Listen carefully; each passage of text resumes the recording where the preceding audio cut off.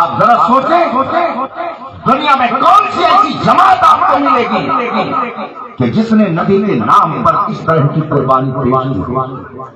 صبح قیامت اس مقدس جماعت کے برابر کوئی جماعت نہیں پیدا ہوتا۔ وہ پیاری جماعت جس نے اپنی جان، اپنے مال، اپنی آل، اپنی اولاد، اپنے تن من دھن سے اسلام کی بقا کے لیے، اسلام کی سربلندی کے لیے ہمیشہ اپنے آپ کو تیار رکھا۔ صحابہ کی وہ مقدس جماعت اللہ کے رسول صلی اللہ علیہ وسلم سے لائے ہوئے دین کو صحابہ نے ہی آگے پہنچایا۔ اگر صحابہ غیر معتبر ہو گئے، اگر صحابہ نظروں سے گر گئے تو آپ کے ایمان کا پتہ ہوگا۔ مگر یہ بہت نازک موڑ ہے کہ صحابہ کرام کی نسل میں آگے چل کر کچھ ایسے لوگ پیدا ہوئے جنہوں نے اہل بیت سے مقابلہ آرائی شروع کر دی اور پھر قوم دو راہ پر کھڑی ہو گئی۔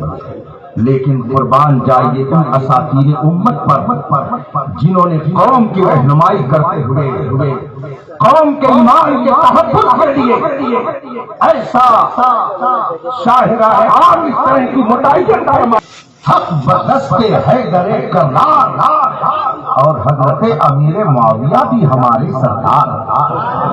کتنا شاندار جملہ استعمال کیا ہے، سب کی عظمتوں کی پاسبانی کرنے والی اس دور آخر میں جو ذات ہے اس ذات کا نام امام احمد رضا ہے۔ ڈال دی قلب میں عظمت مصطفیٰ سیدی اعلیٰ حضرت سے لاکھ سلام۔ صحابہ کرام، اہل بیت نظام، ائمہ مجتہدین، تابعین، یہ وہ مقدس جماعت ہے کہ اگر آپ درمیان سے ان کو نکال دے تو آپ کا دین صحیح رہ ہی نہیں سکتا۔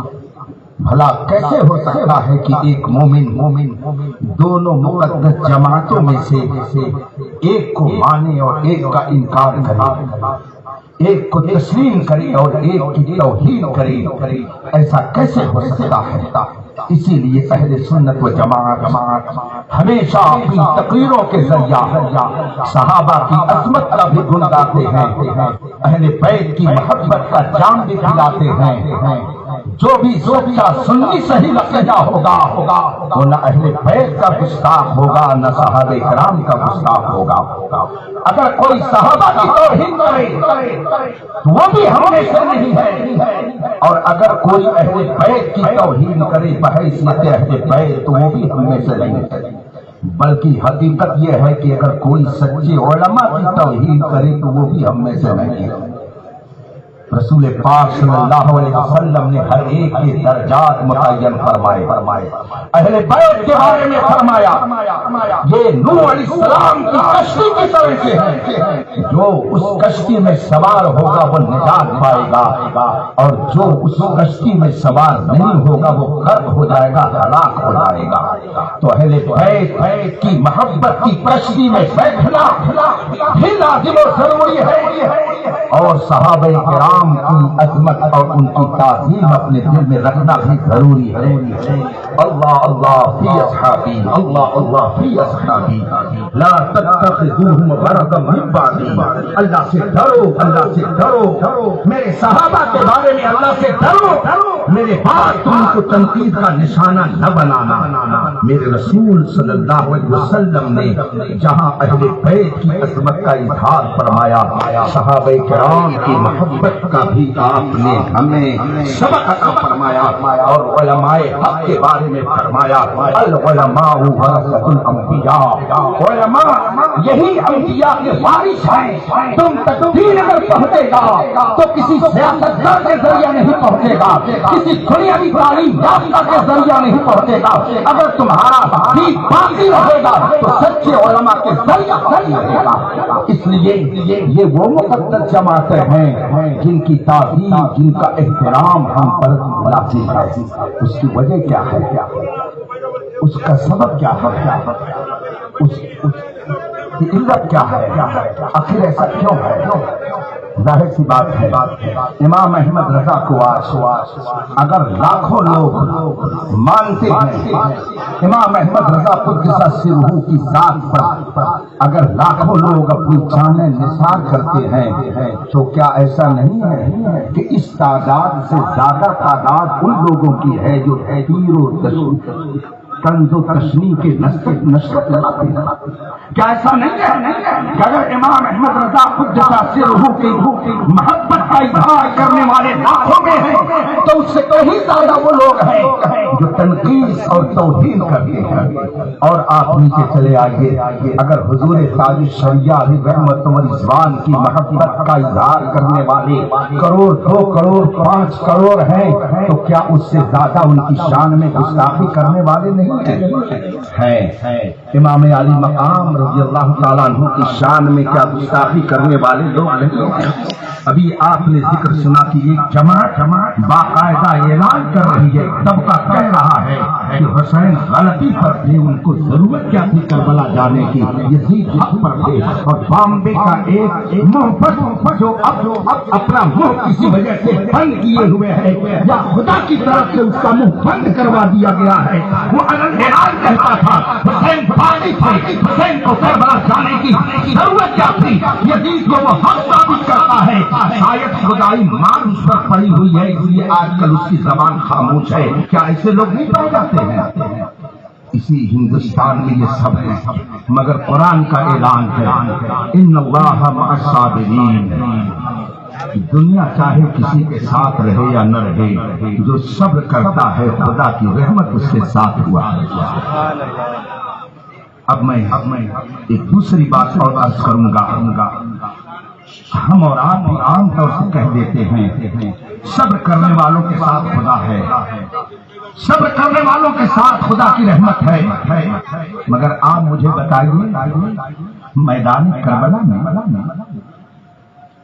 کیا امام حسین رضی اللہ تبارک و تعالی عنہ کا صبر یوں ہی نظر آتا ہے؟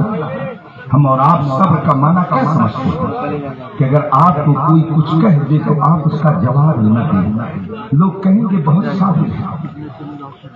حضرت مفتی شمشاد صاحب کی بات تو نہیں کرتا، اس لیے کہ یہ تو علم و فضل کے اعتبار سے بھی پرجلال ہیں اور معاشرے کے اعتبار سے جو بہت ہی پرجلال ہے، مگر میں حضرت گلزار میرٹ کی بات تو کر ہی سکتا ہوں، اپنے کرم نواز سید تاج محمد صاحب کی بات تو کر ہی سکتا ہوں، ان حضرات کے اخلاق پاکیزہ کا ذکر تو کر ہی سکتا ہوں کہ اگر انہیں کسی نے کچھ کہہ دیا، گالی دے دی، تو کیا یہ الٹ کر کے گالی دیتے ہیں؟ نہیں، آپ کہتے ہیں یہی صبر ہے۔ اگر آپ کو کسی نے ایک تماچا مار دیا، آپ نے کچھ نہیں کہا، سماج کہے جاتی بہت صبر کرنے والے ہیں۔ اگر آپ کو کسی نے گالی دے دی، آپ خاموش رہے، تو لوگ کہتے ہیں کہ اس کے اندر بہت صبر پایا جاتا ہے۔ اگر صبر کا یہی معنی ہے تو آپ مجھے بتائیے میدان کربلا میں کیا امام حسین نے یہی صبر کیا؟ ہم کہتے تو ہیں کہ ظلم کا نام موت ہے، صبر کا نام زندگی، مٹ گئے تم یزیدیو زندہ میرا امام ہے۔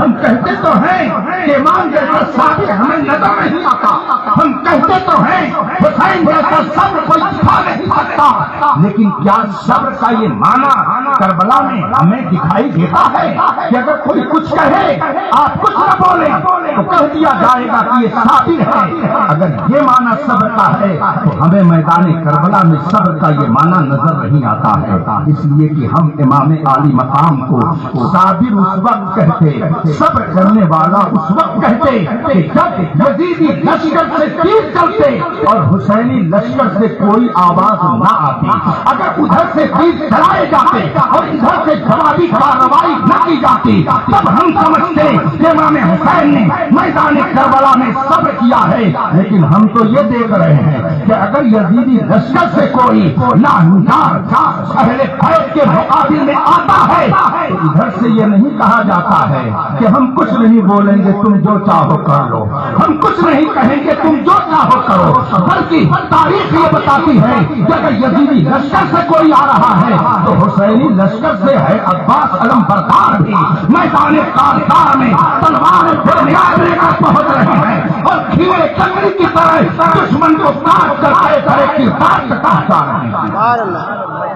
ہم یہ بھی دیکھتے ہیں کہ سیدنا امام علی مقام نے آخری وقت میں اتنی خاموشی سے اپنی تلوار کو نہیں ڈال دی۔ دشمن بہادر بھیجتا اپنا پہلوان بھیجتا ہے۔ تاریخ میں یہ لکھا ہوا ہے کہ ایک مشہور و معروف عراق کا پہلوان آتا ہے اور آنے کے بعد کہتا ہے میں فلاں ہوں، تم میری شہرت کو جانتے ہو، میری پہلوانی کا چرچا پورے ملک عراق میں ہے۔ امام حسین سے دیگر مانتا ہے۔ صبر تو اس وقت امام حسین کا مانا جاتا جب آپ خاموشی سے سر جھکا کر اس کی باتیں سن لیتے اور وہ تلوار چلاتا اور آپ کچھ نہ کہتے۔ لیکن ہم یہ دیکھتے ہیں کہ اگر اس نے کہا کہ میں عراق کا بہت مشہور پہلوان ہوں تو امام علی مقام بھی جواب میں کہتے ہیں تم مجھے بزدل سمجھتے ہو، تم کو کیا معلوم نہیں ہے کہ میری رگوں میں حیدر کرار کا خون کرتا ہے؟ تم مجھے بزدل سمجھتے ہو، میری رگوں میں خاتون جنت رخت جگر مصطفیٰ کا خون گردش کر رہا ہے۔ تم کیا مجھ کو کمزور سمجھتے ہو؟ ان بازوؤں میں وہ طاقت ہے کہ جس کے باپ نے بڑے تنہا ہے۔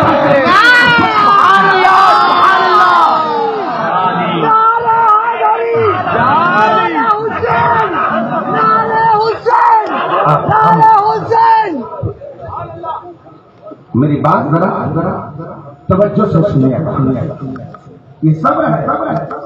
آپ کہیں میں بہت بہادر ہوں، مفتی شمشاد صاحب کہیں کہ تم کو میں ڈھیلا سمجھتا ہوں، تو کیا آپ کہیں گے کہ مفتی شمشاد صاحب نے بہت صبر کیا؟ آپ کہیں کہ ایک تماچا ماروں اور انہوں نے دیکھ کر کے 2 تماچا رسید کر دیا، کیا کہیں گے کہ مفتی صاحب بہت صبر کر رہی ہیں؟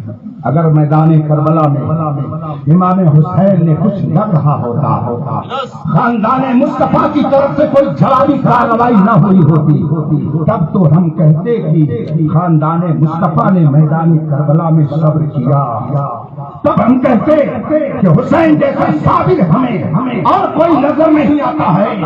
لیکن تین یزیدی لشکر کے پہلوانوں کو قتل کر کے جہنم رسید کرنے والے بازو کا نام امام حسین ہے۔ تو آپ پھر کیوں کہتے ہیں کہ امام حسین نے صبر کیا؟ آپ بتائیے کیوں کہتے ہیں کہ امام حسین صابر؟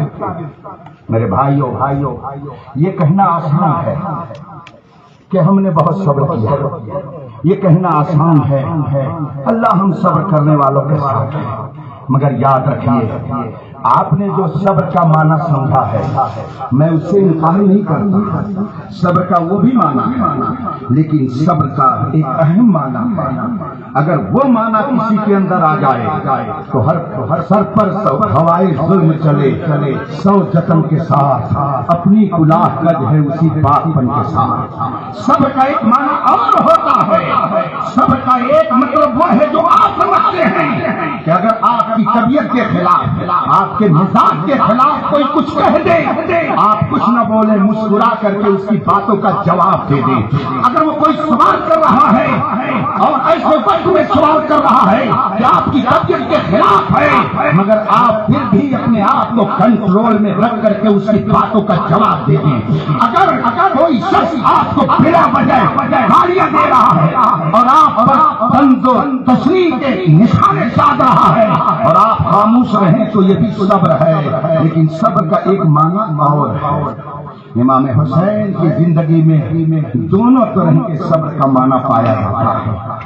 امام حسین کی زندگی میں صبر کا دونوں معنی ہم دیکھتے ہیں، اور امام حسین کی زندگی میں صبر کا یہ معنی کیوں نہ پایا جائے؟ ان کے والد ماجد سیدنا مولا کائنات علی مرتضیٰ رضی اللہ تعالیٰ عنہ کے اندر بھی صبر کا وہ معنی اس قدر جلوہ فرما تھا کہ اعلیٰ حضرت فرماتے ہیں بہرے تسلیم علی سر جھکے رہتے ہیں سبحان اللہ۔ مولا کائنات حضرت سیدنا علی مرتضیٰ حیدر کرار رضی اللہ تبارک و تعالی عنہ کوفہ کی جامع مسجد میں کھڑے ہوئے، مجمع سے ایک آدمی کھڑا ہوتا، اس نے کہا امیر المومنین میں کچھ سوال کرنا چاہتا تھا، آپ میرے سوالوں کا جواب دے دیں، اس کے بعد میں آپ اپنی بات کہیں۔ اب آپ بتائیے، ابھی اگر حضرت مفتی شمشاد صاحب قبلہ یہاں تقریر کرنے کے لیے کھڑے ہوئے تھے اور آپ میں سے کوئی صاحب کھڑے ہو کر کے کہے آپ بہت قابل ہیں، میں آپ کی قابلیت کا لوہا مانتا ہوں، آپ کی تقریر بعد میں سنوں گا، پہلے میرے سوالوں کا جواب ایسی زوردار دھمک ان کی ہوگی کہ اس کا جواب صحیح ہو جائے گا۔ مگر آئیے ذرا دیکھیں، مولا کائنات کوفہ کی جامع مسجد میں جلوہ فرما ہے، اس مسجد میں ہزاروں کا مجمع ہے، ایک آدمی بیچ سے کھڑا ہوا اور اس نے کہا یہ آدمی سے خطا ہو جائے تو توبہ کروانا۔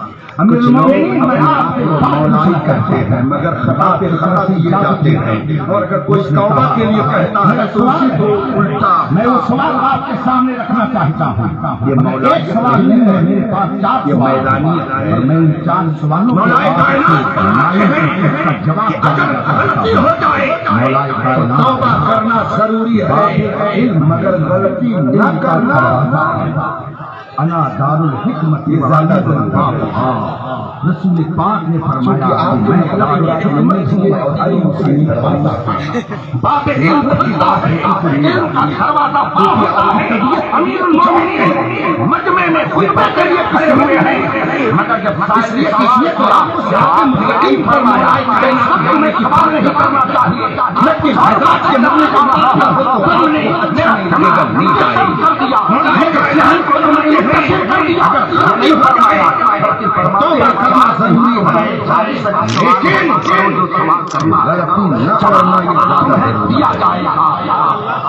جو ہی اجازت کیا چیز کیا ہے، قریب کیا چیز ہے اور زیادہ کیا چیز ہے؟ مولا کائنات قریب کیا چیز ہے اور زیادہ قریب کیا چیز ہے؟ مثلا یہ مانی کے قریب ہے، تعجب کی چیز ہے اس سے قریب ہے، مگر دونوں میں زیادہ قریب کیا ہے؟ آپ کس قدر دنیا میں حضرت مولا کائنات اربوں خربوں آئے اور چلے گئے، سوال کرنے والے نے سوال کیا انسیا حضور کو بتائیں، حضور شہبانی تاہن جب یہاں پر رہتے تھے تب بھی یہی رونق دکھائی دیتی ہے، اور آج بھی فرمایا اس کا اور دنیا کے ذریعہ یہاں پر ہم دیکھ رہے ہیں دنیا عجب چیز ہے، ہزاروں نہیں لاکھوں آئے اور گئے، مگر دنیا قیامت جیسے کچھ ویسے ہی آج بھی قیامت مولا کائنات فرماتے ہیں یہ دنیا عجب چیز ہے زیادہ قیامت، مگر اس کو دیکھ کر کے نصیحت قیامت کے بارے میں یہاں کتنے لوگ بیٹھے ہیں قسم کھا کر کہتے ہیں قیامت وہ کیا جگہ ہے جہاں 5 جاتے ہیں 4 کھلتے ہیں، مگر ایسے ہی انسان کشتی بنائی گئی ہے سمندر میں چلانے کے والے، اگر کوئی اس کو روڈ پر چلائے گا تو کشتی چھوٹ جائے گی۔ اسی طریقے سے بہت ساری چیزیں ہیں جو کہیں اور مگر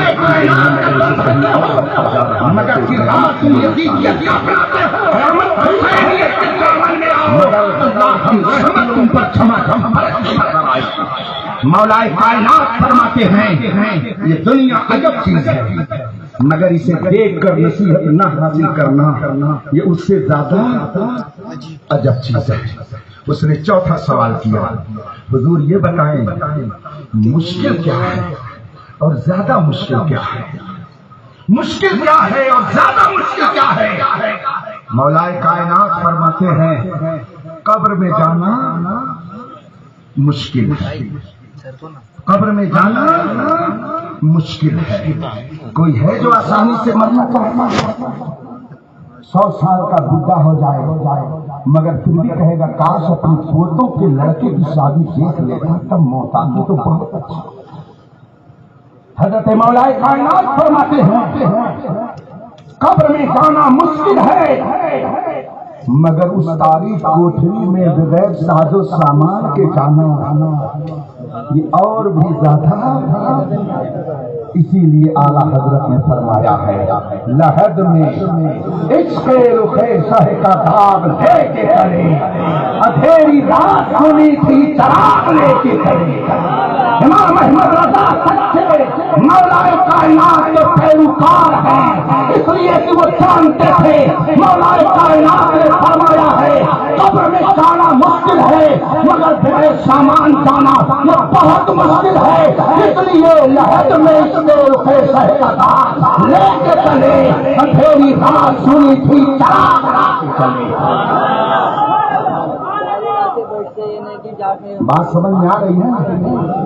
قبر میں جانا مشکل ہے مگر بغیر ساز و سامان جانا. بتائیے شہباز دکن کیسے گئے،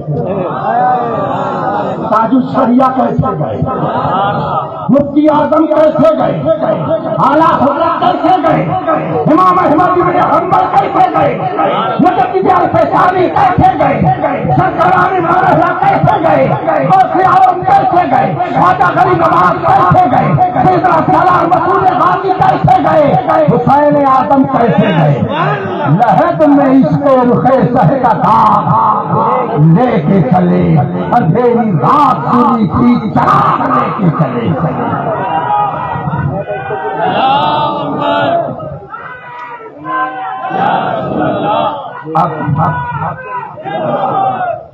ذرا اور مجمع سے کوئی بھری محفل میں ہم سے سوال کرے تو دماغ تھوڑی دیر کے لیے منتشر ہوگا مگر خاموشی سے اس کے سوالوں کا جواب دے دینا یہ بھی صبر ہے، یہ بھی صبر ہے.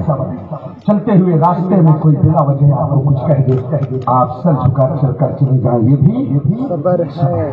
جب ہماری یوپی میں کچھ ایسی ویسی حکومتیں بنی تو میں نے حضور تاج الشریعہ علیہ رحمت کی بارگاہ میں جا کر عرض کی حضور حالات بہت ایسے اور ویسے ہو رہے ہیں، ہم مسلمانوں کے لیے بڑی مشکل پیش آ رہی ہے، ایسا ہوتا ہے قوم کو کیا پیغام دیا جائے. حضور تاج الشریعہ نے ایک عربی کا شعر پڑھا، فرمایا یہی پیغام ہے قوم کو، یہی پیغام دے دیجیے. وَلَقَدْ أَمُرُّ عَلَى النَّعِيمِ يَسُبُّنِي وَمَضَيْتُ ثَمَّ قُلْتُ لَا يَعْنِينِي. سمجھ لیا آپ نے؟ کچھ نہیں سمجھے. سب پڑھے لکھے مگر کچھ نہیں سمجھے. اسی چیز کو سمجھانے کے لیے شہباز دکن نے اپنی زندگی آپ کو دی. حضور تاج الشریعہ نے فرمایا بس یہی پیغام ہے. وَلَقَدْ أَمُرُّ عَلَى النَّعِيمِ يَسُبُّنِي فَمَضَيْتُ ثَمَّ قُلْتُ لَا يَعْنِينِي. میں جب کمینے کے پاس سے گزرتا ہوں جو مجھے برا کہتا ہے تو میں سن کر سمجھتا ہوں کسی اور کو کہہ رہا ہے. اپنی کلاہ کا جو ہے اسی پاک پر کے ساتھ سر پر ہوائیں ظلم چلے 100 جبن کے ساتھ، یہ بھی ایک صبر ہے. مگر سیدنا امام عالی مقام کے یہاں صبر کے دونوں جلوے نظر آتے ہیں. آپ کے خادم کا ایک واقعہ بہت مشہور ہے. سیدنا امام عالی مقام کے یہاں ایک مہمان جلوہ فرما ہوئے. آپ نے حکم دیا شاندار کھانے کا اہتمام کیا جائے. شاندار کھانے کا اہتمام ہو گیا، دسترخوان لگا دیا گیا. خادم اندر سے شوربے کی تشکری لے کر کے نکلا. امام علی مقام دسترخوان پر جلوہ فرما ہے. اتفاق سے تشکری اس کے ہاتھ سے ہلی اور شوربہ حضرت سیدنا امام علی مقام کے سر پر سے جسم پر گر گیا.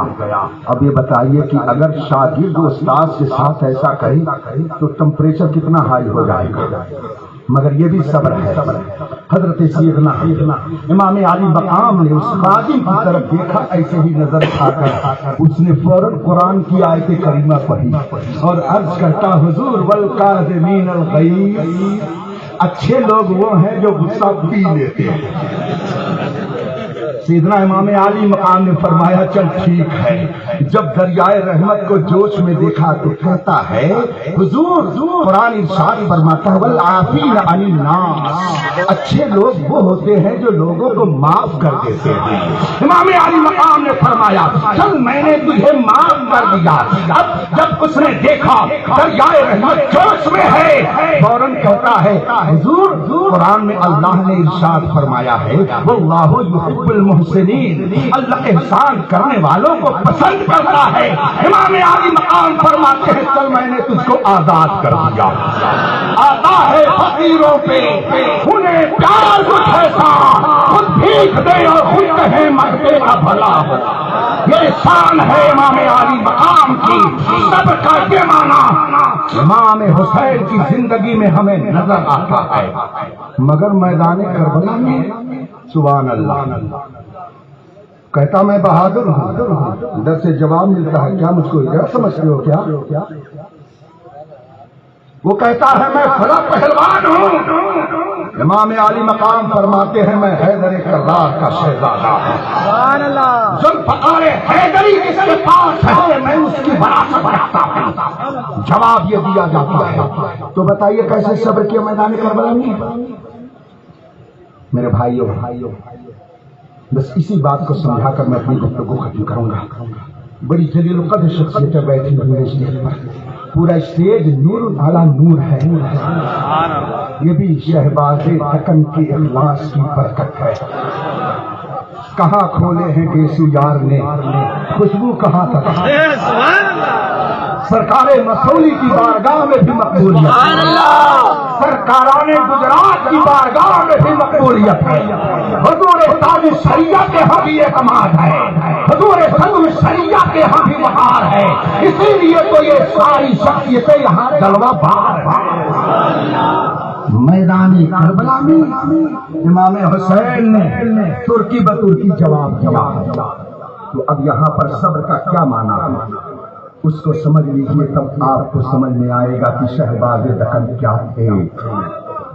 حدیث پاک ہے، نیند تو نہیں آئی آپ نے؟ گھنگرس تقریر تو حضرت مناظر اہل سنت رضوی صاحب کی ہوتی ہے اور پھر حضرت کرم فرما مفتی شمشاد صاحب کی ہوتی ہے. میں تو آپ کے سامنے عرض کر رہا ہوں اور شہباز دکن کی بارگاہ میں خراج عقیدت پیش کر رہا ہوں. حدیث پاک ہے، رسول کائنات صلی اللہ علیہ وسلم نے ارشاد فرمایا لا تتمنوا لقاء عدوکم، دشمن سے مٹبھیڑ کی مقابلے کی تمنا نہ کرو. یہ خواہش نہ کرو کہ دشمن ہمارے گھر پر آئے تب بتائیں گے.